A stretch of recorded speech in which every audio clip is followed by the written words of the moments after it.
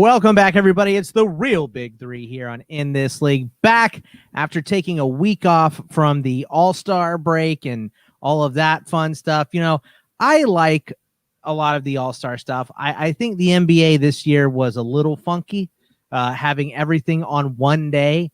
But Dan, on a scale of 1 to 10, how excited are you about All-Star Game festivities? I'm actually on the higher end of the scale. Okay, good. I love the 3-point contest. I intermittently love the dunk contest.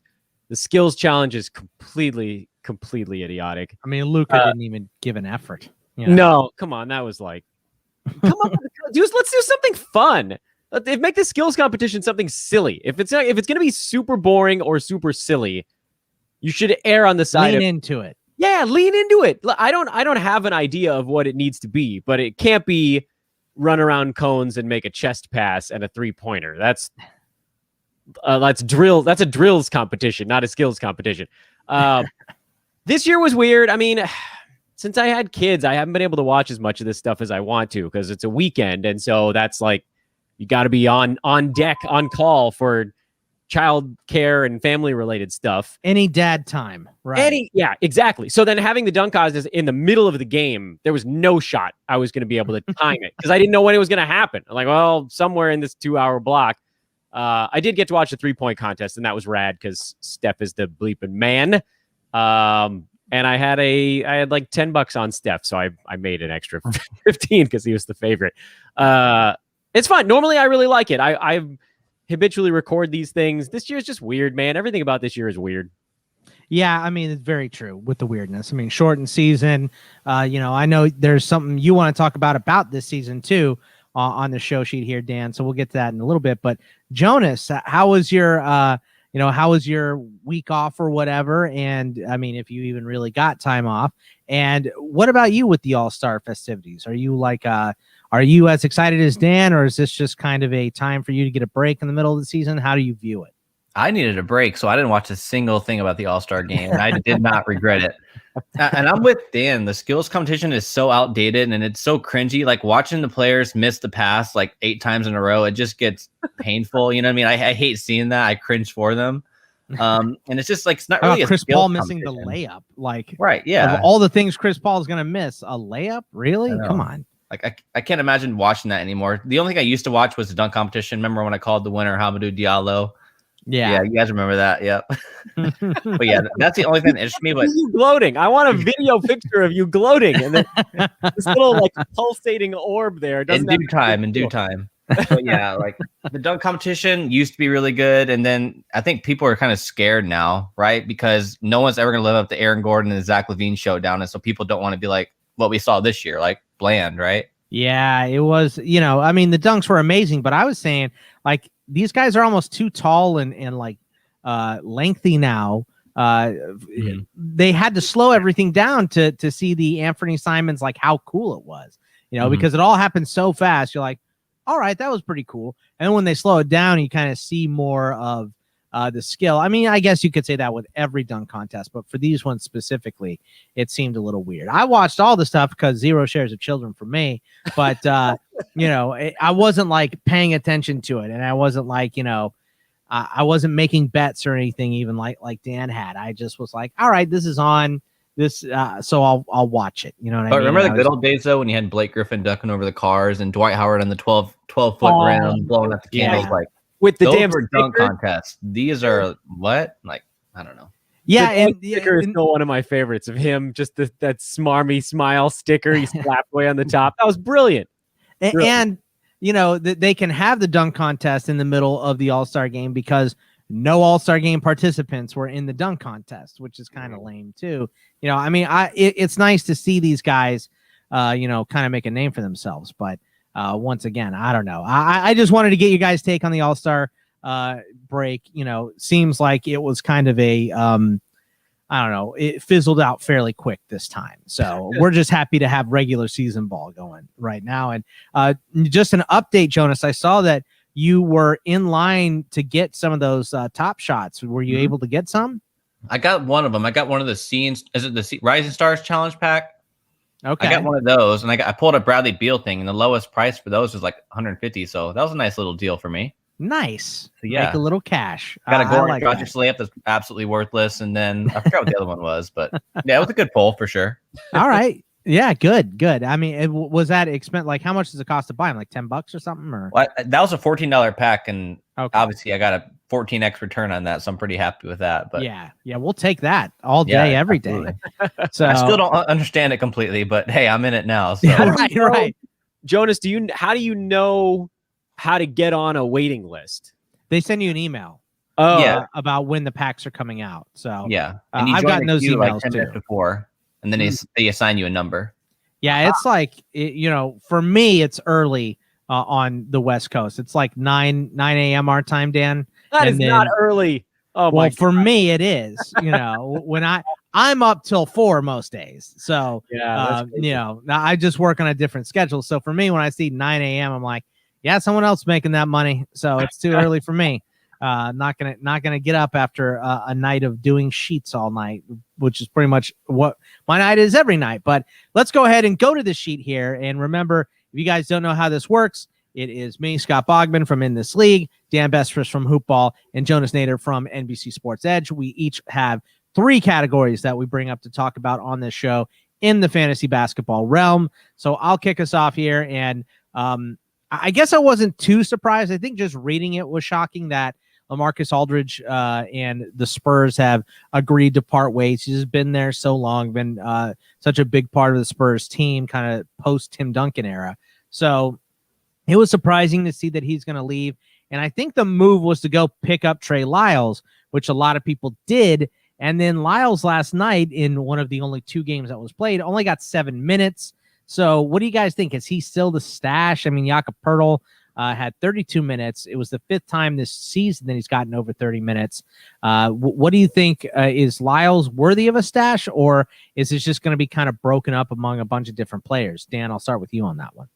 Yeah, I was in a little bit more of a wait and see mode on yesterday's game because there were so many guys missing for the Spurs before the break when Lyles was doing his damage. No Rudy Gay, no Derek White. Keldon Johnson was on like a 10-minute limit going into the All-Star break.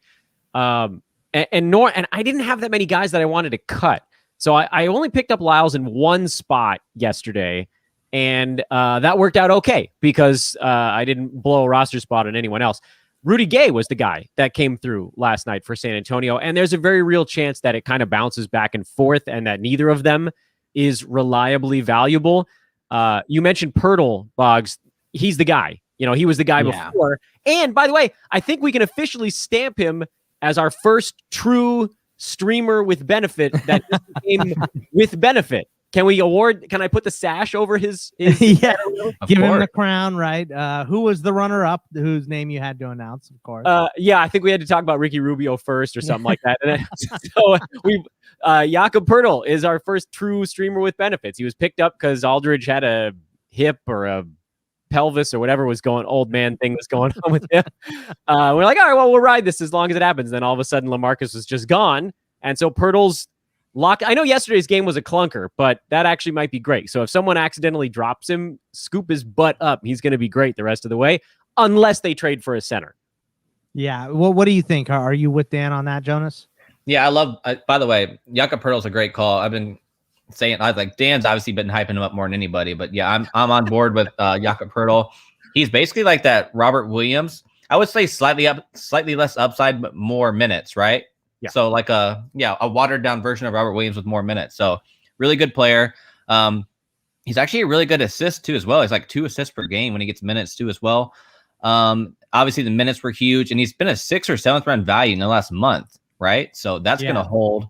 I was interested in Trey Lyles. I actually picked him in a few spots, and of course he played 7 minutes, but I'm actually willing to stash him, but not yet. I think the Spurs are kind of doing the same thing with Rudy Gay they're doing with Aldridge. I think they're going to shop Rudy Gay because Gay is also on an expiring contract as well, right? Yeah. I think DeMar DeRozan's the player that sticks. They really like him because he optimizes the youth there. But I do think Gay is going to be moved, and I think this is a good chance to showcase him for a trade. But yeah, Trey Lyles, maybe about a week before the deadline, you can consider stashing him, but I do think there's better players to stash right now. So my second subject here is Blake Griffin. And, we saw him get released from the Pistons, go sign with the Nets, and he could be interesting here now, being kind of a second unit guy. But I don't know if we should have high expectations ever for Blake Griffin, because even if he does start to have an impact, Jonas, he's going to be out immediately because this is just what he does. But what are your realistic expectations for Blake going to the Nets? Best case scenario, I think he plays 18 minutes, and I think he sits back-to-backs. I'm not very high on him. The thing about the Nets is they're kicking themselves right now because they didn't know LaMarcus Aldridge might be a buyout player like in a week from now, right? Teams are just like, you're going to be clamoring for him. If the Spurs can't trade Aldridge, it's going to be hard. It's $24 million.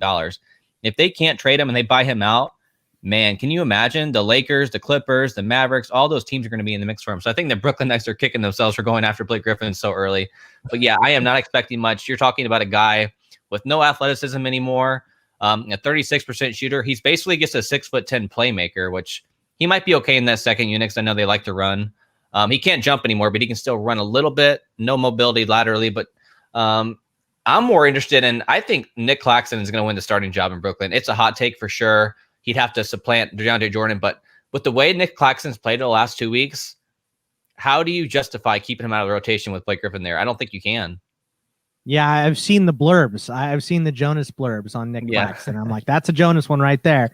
So, they're easy to pick out, of course. But Dan, what are your thoughts about, this guy landing on the Nets? And I don't know. Anytime he doesn't succeed, I'm happy. So I love Jonas talking smack. So, Blake Griffin. Yeah, he's not fantasy relevant. The only path he had was like this weird route where, Kevin Durant is now out a bit longer. And if Jeff Green wasn't back, although it sounds like he's available, so that path is basically shut, was like if KD and Jeff Green were both out, and that opened up some power forward minutes, maybe he could have slid into like mid-20s and been a points league guy in that. He's not going to be close to a category league value going forward. He hasn't been close to that when he's had starters minutes lately. So no, he's, like Jonas said, he's a backup playmaker. He's going to basically be a point forward that, I don't think they want him doing a ton of stuff on offense. They have all world offensive players that should be finishing most of their plays, but he'll help with ball movement. He's smart. He has good vision. And they can hide him on defense the way they do a lot of guys on that team. So, from a reality standpoint, he probably helps bridge the gap a little bit to Kevin Durant being back and then them having a superstar on the floor at every second, or two at every second. But from a fantasy standpoint, yeah, he's not useful. And yeah, I would love it if Nick Claxton could get 20 minutes a ball game. I don't know. I struggle, because the DeAndre Jordan thing was such a friend signing out there. And yet, they continue to sort of force feed stuff his direction. And I get it. Like he's good at boxing out. Big dude, takes up a lot of space. And they'll probably go small now more with Jeff Green back. So I don't know how he gets there, but damn, it sure would be nice. Because it looks like just at the eye test level, it does look like he brings more to the table than DeAndre does, meaning he could actually cover a stretch five on the other side, and Jordan has no prayer on switches like that. So I don't know. We'll see what shakes out. It just seems like it's a lot of guys fighting for those same center minutes, especially now with Blake in the mix. Yeah. So look, anytime I can bring up Blake Griffin and have you guys crap on him so I don't have to, it's my favorite subject. So yeah, I want to uncrap on Blake a little bit. Like he languished for a bad Pistons team for quite some time, and he kind of did it with like generally pretty okay spirits. So I got to give him credit. Like, well, the way he got out of LA, he didn't have a choice though. You can't leave LA after beating the crap out of your trainer and being an overall scumbag, and then go to a new place and cause a bunch of problems too. So. Well, he didn't pull a Kevin Love and pout walking up and down the floor for 2 weeks and throwing the ball at his teammates really hard and low. Like he didn't do that. So. Yeah, you mean the James Harden, right? Yeah, James Harden did as well. Yep. Yeah, exactly. You're right about that. So that was enjoyable at least. The last one for me is Victor Oladipo and the Warriors rumors. Do you think this is a nice fit? Would you try to trade him away or acquire him right now, or is this I don't know. Maybe it could work. Maybe it won't. We'll see. Because he's obviously not guaranteed to land there because he hasn't. But that has been the most prevalent rumor right now. Dan, I'll start with you on that one. Well, so I haven't done a ton of exploring. Do you guys know what would have to go back the other way? I'm assuming a pretty sizable contract, like either Oubre or Wiggins, right? Yeah, Oubre or Wiggins. I'm not really sure, but yeah, okay. I think they have a pretty big exception too from the D'Angelo Russell trade as well. Oh yeah. Well, assuming one of those guys goes, then Oladipo would have an okay job with the Warriors. Do you trust him? Because he's missed time with Houston too, but we can't really tell is that he's actually hurt or are they holding him out?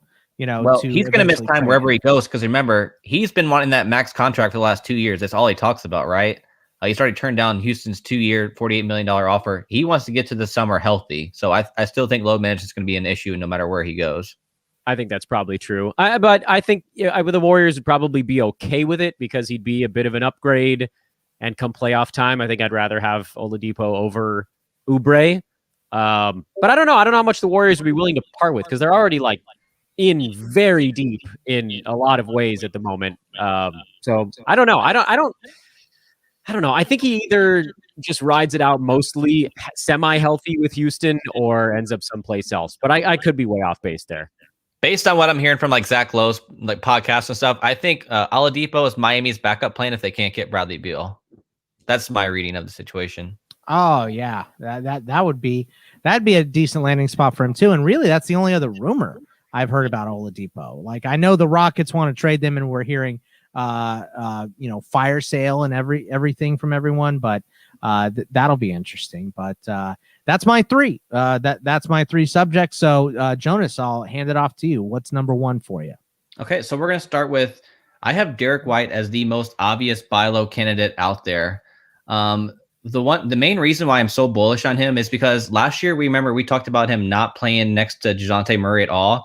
He was at 5.3 minutes alongside Murray. This year, he's already at 16 minutes, and he's still been playing with restrictions and everything. Remember, he was hurt to begin the year, had a setback, then had COVID. Then he came back last night, had a really rough game. But this is a player who showed early round upside as early as the bubble last year, 18 points, 5 rebounds, 5 assists, 1 steal, 1 block, and 3 triples. Like Derek White is an early rounder when he's fully healthy and in rhythm. I think he's the most obvious buy low candidate out there, and I think he can be a league winner if you can acquire him for a top 75 player. Yes, I'm super excited. I'm just leaping in on this one. I am stoked that this is on Jonas's list because I just did a segment on Derek White on Fantasy NBA Today this morning. 100%, especially after that nasty sulfur bomb he laid in yesterday's ball game. Owners have got to be a little bit irritated with his getting healthy, getting injured, getting healthy, getting sick, getting healthy thing this year. So all of his numbers are sort of fake depressed by minutes restrictions as he works his way back from different things. He has top 50 upside as a starter. Go get him. Trade someone, literally trade anyone in like the 80 to 120 range you have on your team for Derek White right now, because he will almost definitely beat that mark. Super into this notion that Jonas brought up. And if you're in, like a standard 12 man or whatever, if he has another bad game in a row, people like so many guys are coming off the injured list right now that owners are going to start dropping him. So, just be on the lookout. Like Dan just said, if someone dropped him, if someone dropped him after last night's performance, it wouldn't be that surprising. Or maybe the next day as well, if the Spurs, whoever they play next, if they have a bad one again, because I think he was part of that group, just the Pirtle, Keldon Johnson, just like the minutes that are left from LaMarcus Aldridge, which shouldn't be a ton because he didn't play that many games anyway, but they're going to be spread out among guys. So I like that one a lot. What's number 2 for you? Oh, yeah, one more note there as well. Also, the Spurs are going to be running a lot more too, just like they were in the bubble. They're going young. They're going to be running no more Aldridge settling for 35-foot jumpers from 3. So did you guys like the Aldridge on defense memes that were going around earlier today of him contesting 3-pointers by jumping in the lane? That was actually kind of hilarious. Also, by the way, Jonas, I know you love this type of stuff too. Spurs have 39 games left still. What? So way overloaded here in the backside. Are they right up there making too? up? They got to be those have got to be some makeup games, right? Yeah, correct. Yep. Yeah, Ooh. Yeah, they missed like 2 weeks. Remember, crazy. Yeah. I forgot about that. They did. Yep. Grizzlies too. Maybe they'll even play DeAnthony Melton when other guys get tired. Yeah, maybe. All right, so number 2 for me is a streamer with benefits, as Dan would say. Oh yeah, Justin Patton.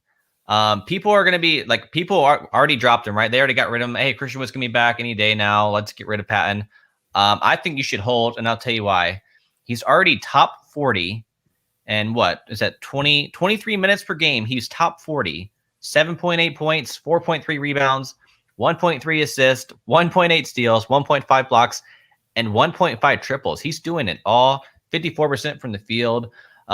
This is a guy who put up one of the best G League lines in G League history, I should say. I think it was like a 45, 10, 15 rebound game. It was insane. I have to look it up again.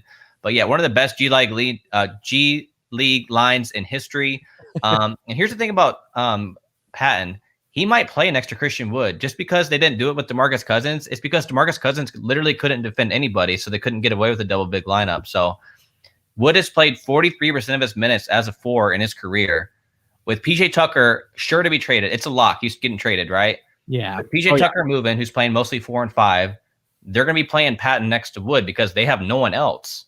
So I think he could stick in that 25-minute range, and Patton could be a sneaky player the rest of the way. Yeah, and it's almost tonight. We're definitely going to get a free preview. It kind of seems like, because Wood, even though practiced fully today, they're still not going to play him. So I don't really understand any of that. You know, the guy's back. He should be able to go. If you can practice, you can play, but they're not going to do it. You know, the Rockets have nothing to lose outside of 13 games in a row that they have. So, you know, it's it is a free preview to see what he does tonight. And I think that's going to be tonight is going to be a significant factor as to whether he's picked up by people that don't listen to things like this or read articles or whatever. You know, if he has a huge game, he's going to get scooped up everywhere. If he doesn't, Jonas, you're absolutely right. I actually did dump him yesterday to pick up Trey Lyles, and then Trey Lyles only got 7 minutes. So I'm going to wait to see if he clears. This is in my home league. It's shorter. So I'm going to wait to see if he clears and probably dump Lyles to pick Patton back up. So we'll see. We'll see what happens with him. But yeah, I mean, the Rockets called up Martin from the G League too, and I think one other guy from the G League. So the rotations are going to get ugly and interesting very quickly. 13 in a row and just a sinking ship right now. The Rockets are. But that's okay. This is one of the best draft classes of all time. So Rockets. I don't even know if we have our picks though. I think we have. I think you Thunder do picks. So no, I think it's top 5 protected. I think something like that. I think you do have it. Good. Yep. Well, fingers crossed. Let's go. Yep. So we're gonna stick in Houston for this last one. You're gonna like this one as well. Kevin Porter Jr. Now here's a guy who was on my sleepers list. Right. That's who the other guy was. Yeah. He was on my sleepers list, and I had no idea that he's like some kind of cult hero, apparently, because he's already rostered in like 27% of leagues, and he hasn't even played in the NBA yet this season. Like, I'm not sure where the hype is coming from. I obviously like him a lot. Like, the reason he slid in the draft is because of maturity issues. The reason the Cavaliers gave him away for free is because of maturity issues, had that locker room tirade. But no one questions the talent.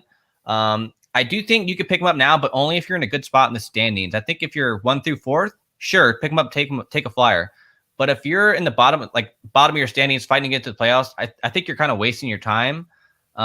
He really needs an Oladipo or John Wall trade to get those 24, 25 minutes. And even then, we're still talking about a 3-week ramp up, right? So this is a very luxury stash. He's obviously a really great player, but you're going to have to be patient with him. And I will say, about a month from now, could he be a top waiver wire pickup? Absolutely. But to get him, you have to go now, right? Like, you can't wait around because someone else is going to grab him. So I do like him. If you're in a good spot in the standings, go pick him up now. What he showed last year in Cleveland was really good down the stretch. In his last 15 games, he was at 14 points, 4 rebounds, 3 assists, 1.1 steals, 0.5 blocks, 1.7 triples on 45% from the field. And what he did in the G League the last couple of weeks is just absurd. 25 points, 7 assists, 6 rebounds, 1.5 steals.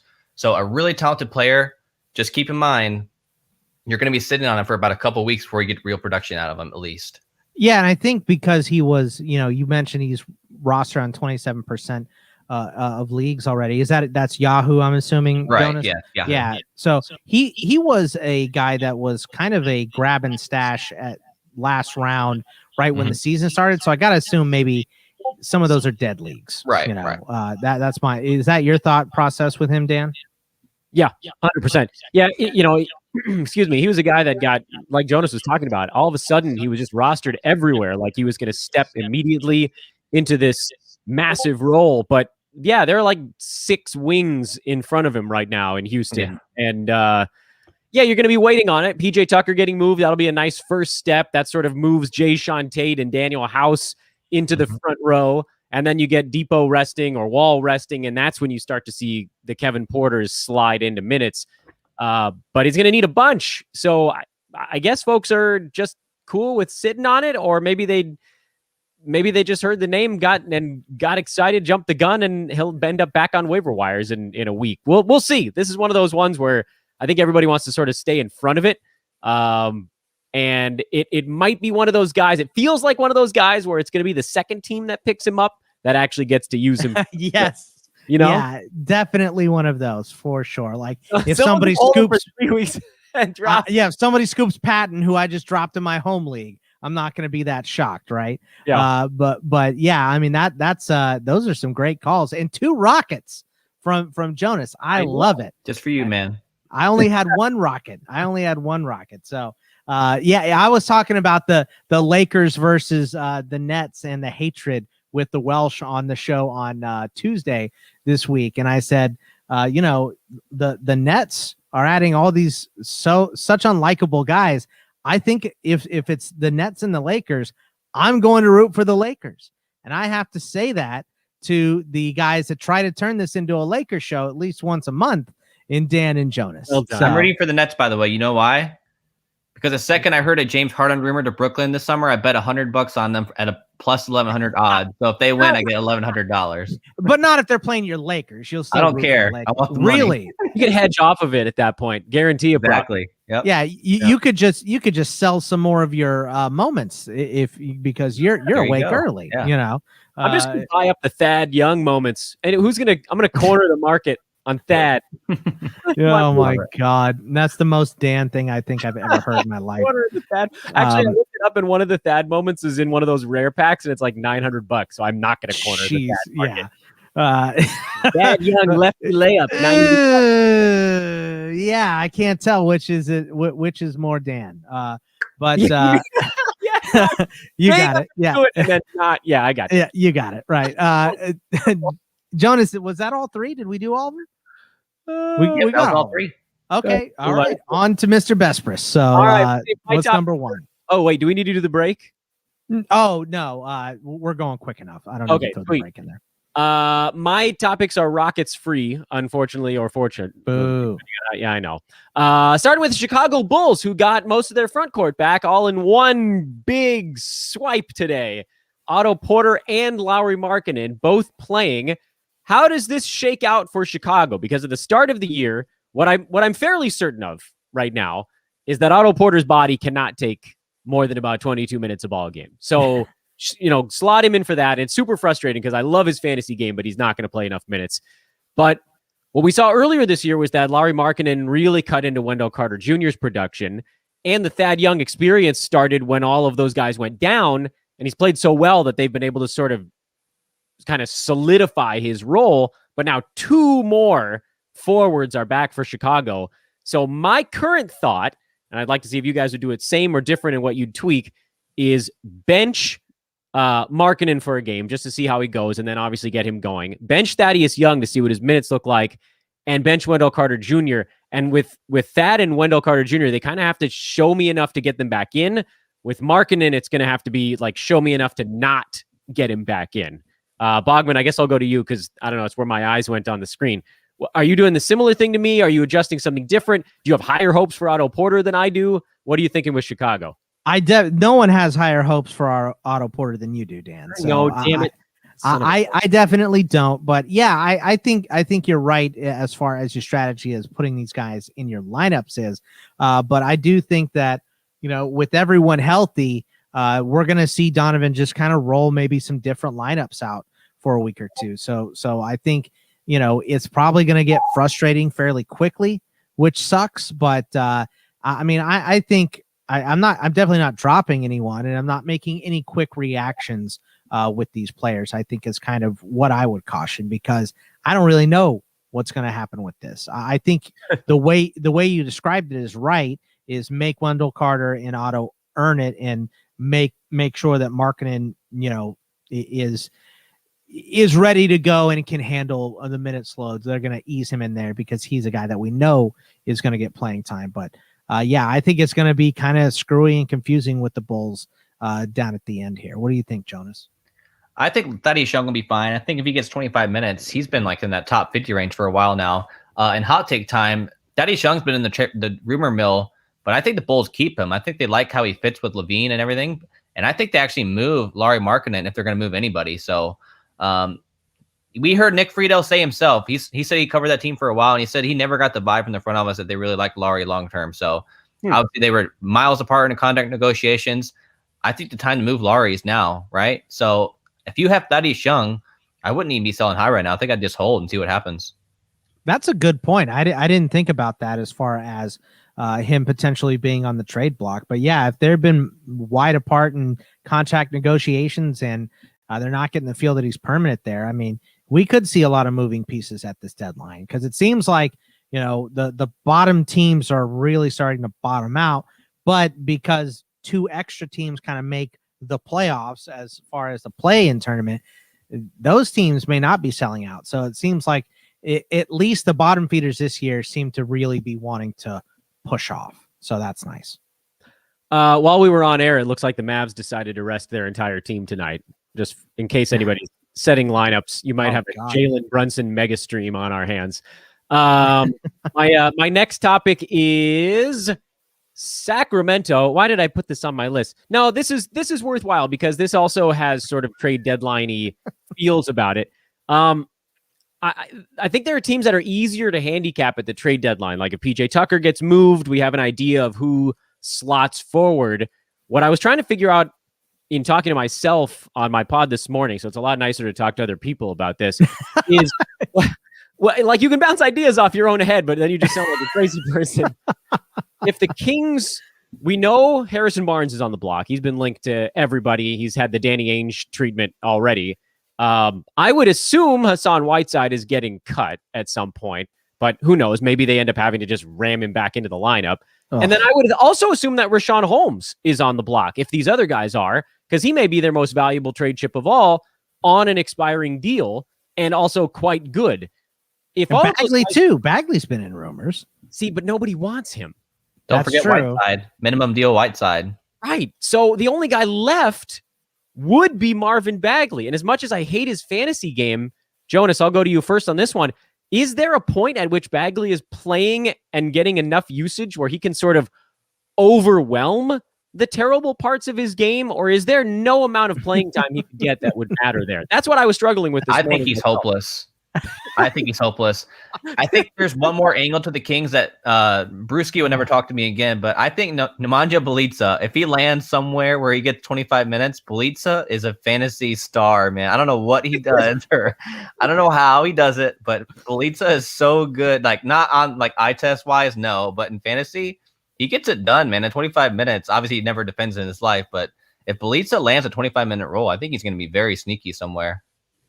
You know, he reminds me, I know, Bogman, I know it's your turn, but I have to clown on Nemanja Bjelica here for a second. He reminds me, and I'm going back a little bit to my undergrad years in college, which is like almost 20 years ago now, of like the guy at the gym who's there all the time, but there's just something about his shape that never quite changes. I feel like people know this guy who's like a little bit rounder, totem pole like in stature. And yet somehow Bjelica is like racking up rebounds and assists and threes, and he bungles his way into a blocked shot. I don't like someone must bring the ball up under his elbow or something to get those. No, Jonas is right. He's another dude that's on the block. They showcased him first. Yeah, crazy, man. Well, I think the kind of the bottom line with the Kings is that, you know, like you said, no one really wants Bagley, and that's not that surprising. And I started laughing just because I thought, man, you could have had Trey or Doncic, right? You could have, you could have had either one of them, and or JJJ. Sorry, or JJJ. Like the Kings have done. Halliburton is their first good pick.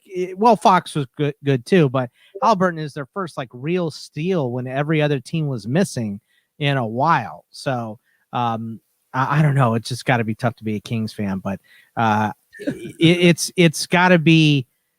I don't know what's going to happen, and that's kind of where we're at with this. I think everyone's kind of like that. So I don't know that I would go.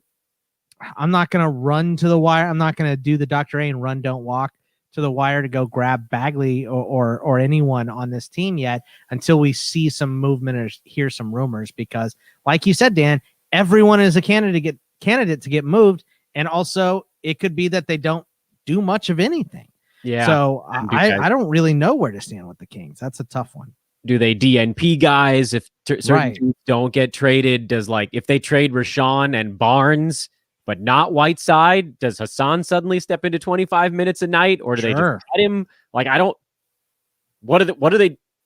They don't have a youth movement to make there. If they stat Whiteside, who's the center that they're developing? If everybody, this is like throwing up a handful of change and asking how many are going to land heads and how many are going to land tails. Yeah, pretty much.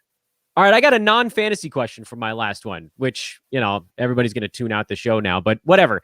What do you guys think of the play-in tournament? It's not getting enough chatter as far as I'm concerned, probably because no one had any idea what the hell was going on with it. And I read the press release, and now I actually know. You guys might have already known this, but I didn't until yesterday, that the 7 plays the 8 and 9 plays 10 in the play-in game. And then the loser of 7-8 plays the winner of 9-10. And that's how they're determining these last 2 slots. I actually kind of like it. Yeah, let Jonas go first because he's got to bail. That sounds kind of complicated, though. It is complicated. It's easier. I would just have 7 play 10 and 8 play 9, and the winners go to the playoffs. That's easier, right? It did seem easier. Just have the top seeds can win 1 out of 2. The bottom seeds would have to win 2 in a row. Right. Not to mention you're having to add another week and a half onto the season to do this as well. And they're already strapped for time as it is, with the Spurs having to make up 45 games. 5-game weeks forever. Yeah, it's kind of a weird process, but I get it.